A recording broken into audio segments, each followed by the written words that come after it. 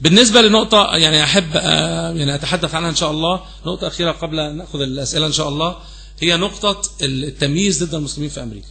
طبعا نرجع إلى البهتان إن المسيحيين في مصر أو في الدول الإسلامية مضطهدون ولا آخره، ودايما نسأل يعني أنت بتقولي كده بالمقارنة بماذا؟ بأنهي أقلية أنت بتقارن ده بيها؟ فمثلا أمريكا دولة الحريات، وأنا امبارح كنا في مناظرة في قناة وأحد الليبراليين بيقول لي يعني ده لما ضربت له مثل الدستور الأمريكي قال لي إحنا نحلم بالحريات بتاعة الدستور الأمريكي، ده أنت استحالة الدستور بتاعنا يبقى زي كده.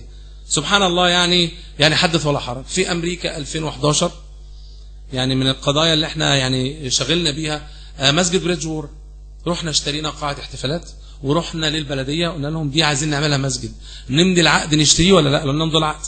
ماضينا العقد.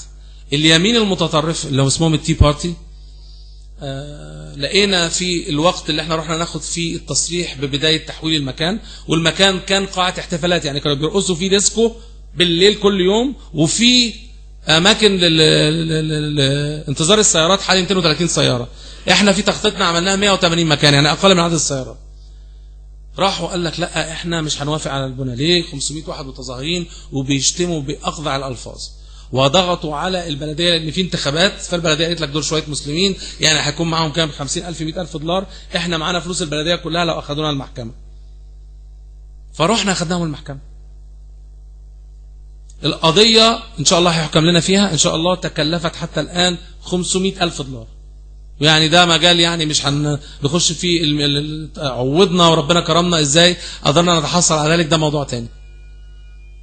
لا نستطيع بسهولة فتح مكان مسجد للعبادة، المكان الوحيد السهل إلا المعابد اليهودية والكنائس اللي بتفضى، والحمد لله بيفضوا يعني حدث ولا حرج، وبيعرضوا للبيع. يعني مندوبين العقارات الأمريكية هو معروف كنيسة فضت ما فيش حد هيشتريها غير المسلمين، بيدوروا على أقرب مسجد ويقولوا لهم في كنيسة، ما فيش حد تاني هيشتريها.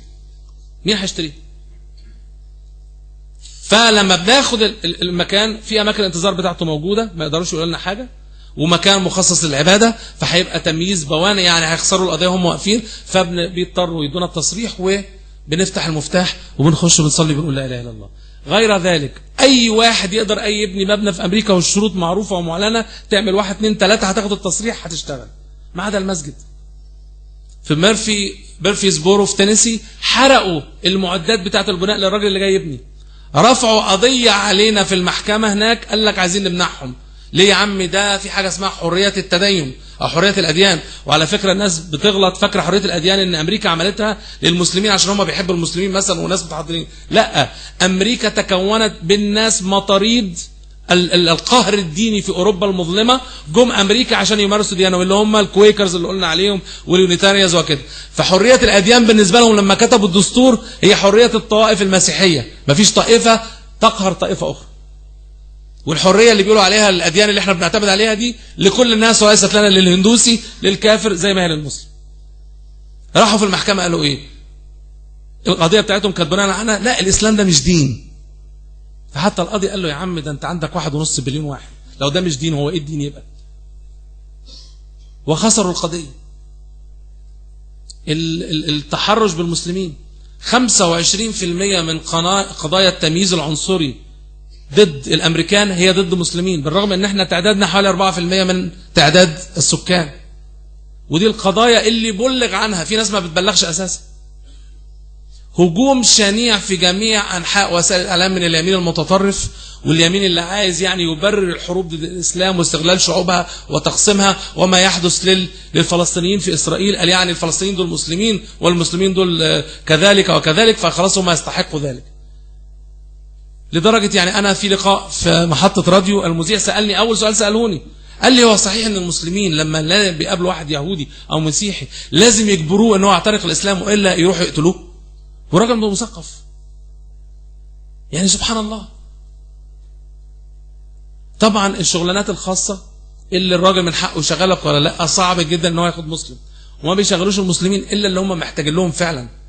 وسبحان الله ويمكرون يمكر الله والله خير الماكرين. جعلونا احنا هناك يعني من اقوى الطوائف في امريكا. ليه ما بيخشش امريكا دلوقتي غير الراجل اللي معاه دكتوراه، اللي باحث الماهر جدا بتاع السوفت وير القوي جدا، الدكتور. فتلاقي عندنا الجاليه سبحان الله لما نتقدم لبناء مسجد وبنلم فلوس والعثرات اللي بتقف قصادنا، السخاء بسم الله ما شاء الله لا حول ولا قوه بالله، يعني غير عادي. بس تجئ مع ذلك السلبيه ان الناس محتاجه يبقى عندها عزه الاسلام، ولا تهنوا ولا تحزنوا وانتم الاعلون. ده امر يعني إذا لم أكن أنا وأنا من يعبد الله على حق ديني عندي العزة، فمن له العزة؟ فالناس بتدفع فلوس ومش عايزة بقى تخش في جدل ونقاش قانوني ولا آخره، وعايشة بعقلية السائح وماشية يعني سبحان الله. لكن يعني بيصل التمييز. يعني من أقرب القضايا شركة اسمها كامبل دي من أكبر الشركات اللي بتعمل الشوربة المعلبة. فلقت في سوق، يعني في حوالي يقرب من 8 9 يمكن 10 مليون مسلم في امريكا، وفي حوالي 1 أو 2 مليون في كندا. فقلت لك هعمل شوربه حلال. في شبكه يمينيه متطرفه بتدعم بملايين الدولارات من اليمين الاسرائيلي المتطرف ومثيله الامريكي. طلعوا قال لك لا انتوا كده بتخنعوا للمسلمين وبتغيروا الحياة الأمريكية طبقا لشعائر المسلمين، وانتوا كده بتستولوا على حريتنا الأمريكية والآخر. وعملوا يعني حملة غير عادية. فالشركة لقت ان يعني المسلمين ما ردوش بما فيه الكفاية، وده هيجيب لهم صداع. قال لك طب يعني بناقص النوع ده ما عملوش. متخيل يعني انت بفلوسك اللي كسبتها مش من حقك تاكل اكل اللي انت تاكله زي ما انت عايز تاكله. فسبحان الله اللي يقول لك ما فيش تمييز وما فيش. انا مثلا يعني انا برضو مش عايز اخدها كمقياس لان انا مش مسلم عادي، انا معروف على مستوى امريكا. يعني نامل من الله سبحانه وتعالى يعني نكون يعني من جنود الله ان شاء الله وييسرنا لدينه. الوحيد اللي في الطياره اللي تفتش تفتيش دقيق على الفلوس بالصوره انا، والله ما عشان طولي وجمالي، عشان انا مسلم. القوانين اللي عاملينها بقى من حقهم التصنت على المكالمات، من حقهم يخش على حسابك يشوف في ايه، من حقه يشوف انت بتدور ايه على الانترنت بدون اذن قضائي مسبق. وده من اساسيات الحقوق الانسانيه في امريكا. ده ملغي. يعني انا عارف وانا بعمل سيرش على اي حاجه في الكمبيوتر ان ده مسجل عندهم. تليفوني انا عارف ان هو متراقب ومسجل. انت بتتكلم بقى على امن الدوله في العهد البائد، لا ده كده في امريكا. فيعني يعني لما الناس بيدعوا يعني حقوق الانسان والاخر، تعالى بقى اتفرج يعني نتحدث على حقوق الانسان. اتفرج على قصه اليهودي اللي اخذ درع سيدنا علي رضي الله عنه والقاضي شريح الاسود، ومن اعظم قضاة الاسلام، حكم للدرع لليهودي. وشهود سيدنا علي كانوا الحسن والحسين.